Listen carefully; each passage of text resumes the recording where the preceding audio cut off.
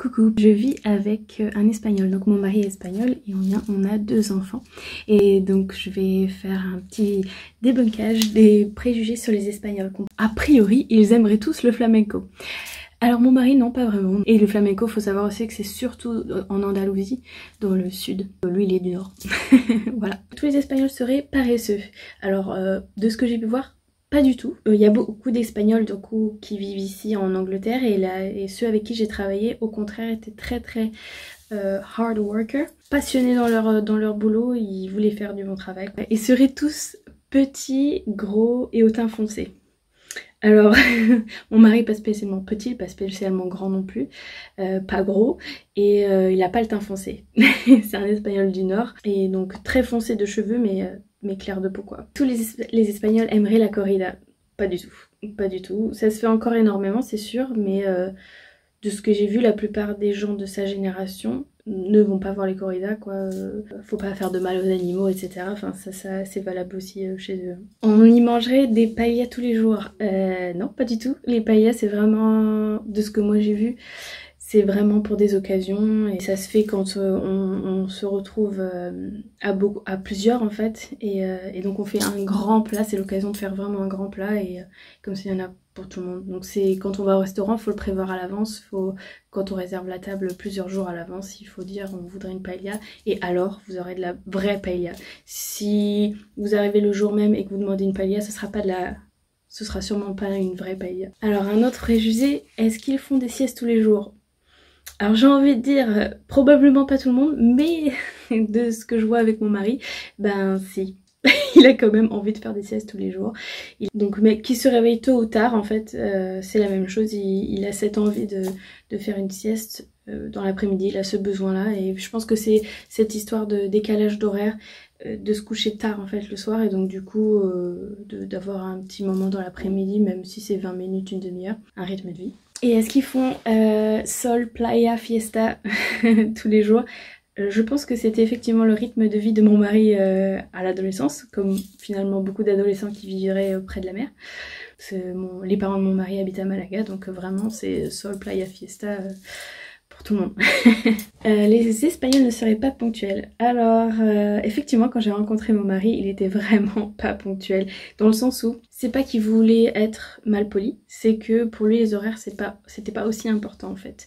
Il voyait pas trop l'intérêt de se stresser par rapport aux horaires. Alors que moi au contraire j'étais plutôt faut être à l'heure etc. Donc c'était un petit peu compliqué pour l'ajustement au début, mais finalement moi je me suis un peu relaxée sur les horaires et lui au contraire il fait plus attention d'être à l'heure. Mais par contre il faut savoir qu'en Espagne j'ai l'impression que c'est quand même tout, c'est connu, quand ils prennent des rendez-vous ils prévoient que les gens soient pas à l'heure en fait. On avait eu un rendez-vous, c'était avec la mère de mon mari, donc une espagnole, sa mère espagnole.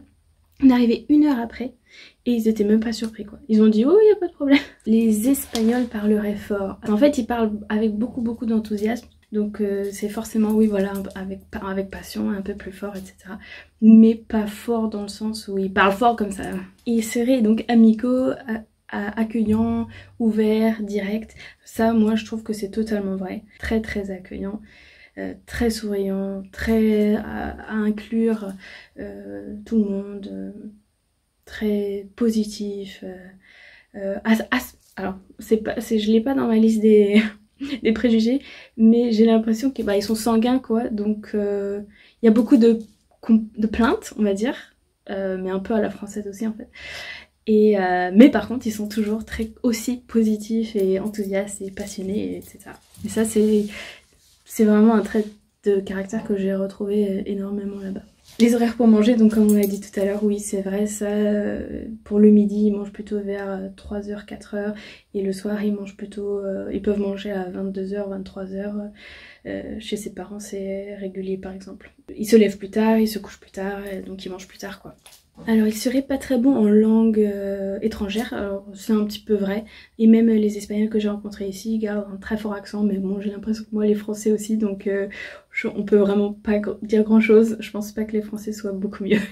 Il serait très religieux, alors je pense que c'était vraiment le cas pour la génération de nos parents et grands-parents, mais là notre génération 30, enfin 40 et moins, pas du tout.